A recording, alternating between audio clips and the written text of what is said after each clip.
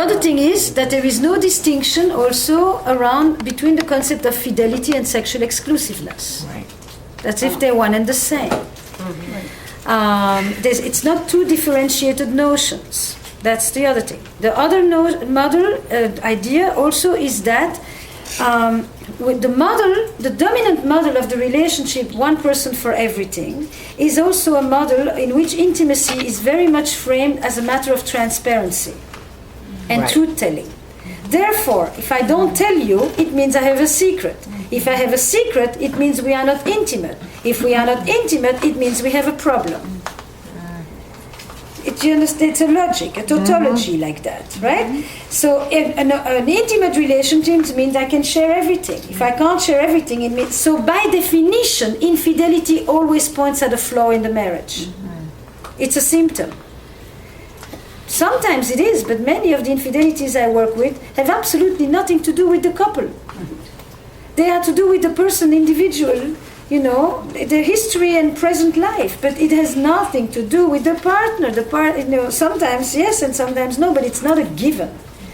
Yeah. So if infidelity points at a flaw in the marriage, then by definition, and it had to do with secret, then by definition, the next question is that only through the revelation of the affair can intimacy and trust be restored. Now that's a very American idea.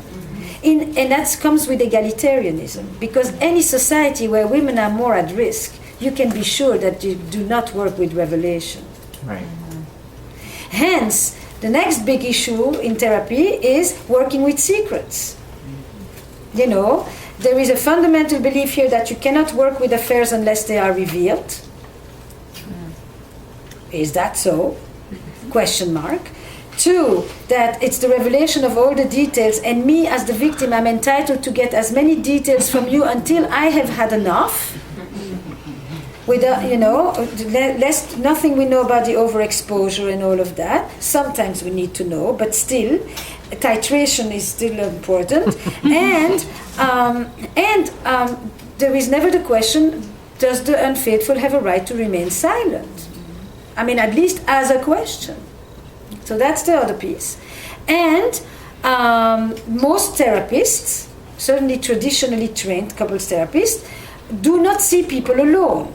And if they do see people alone, they say, I will meet with you, don't tell me anything that you don't want your partner to know. I do not longer work like that. So in that sense, in my first session with every couple, I tell them, I will see you together or alone. Some couples I see more alone than together, some only once. Depends. I'm a tailor, I do fittings. It'll depend on what we do together and what I think works best. But when we meet alone, they are confidential sessions. You can decide if you want to at what point you want to share these things with each other. I may sometimes recommend, but what it means is that each of you will tell me certain things that maybe your partner does not know. This is Janice Spring open secret policy. And Marta takes it even further. She says, I keep I maintain the liberty to decide if it thinks it should be shared or not. So she doesn't even leave it with the people so that they can't hold over her. I told you I have an affair, and now for the next 3 years we're going to do couples therapy with you knowing that I have this affair and my not telling anything to the partner. So I don't. I have managed somehow at this point but the original idea was not because people are going to tell me about affairs. The original idea was, I want to see you alone because sometimes I think you are more likely to actually take responsibility for your stuff when you're alone with me. And maybe you'll articulate and understand certain things about yourself when you're alone with me first, and maybe sometimes you need to be by yourself before you can bring it to your partner. And the first time I really turned around was when a woman told me that for 20 whatever years she couldn't bear his touch, she couldn't stand his smell.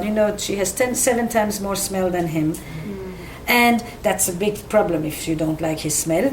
And she couldn't wait for it to be over, and she's been faking it forever. And I thought to myself, am I going to do the traditional thing? Lady, either you tell him or I can't see you as a couple. Because if you tell this to your partner, I don't know the difference about being crushed and being crushed. Yeah. You will be wondering no less, was this real when this was happening? Who was I sleeping with? And when I thought you were having a wonderful time, were you really having a wonderful time?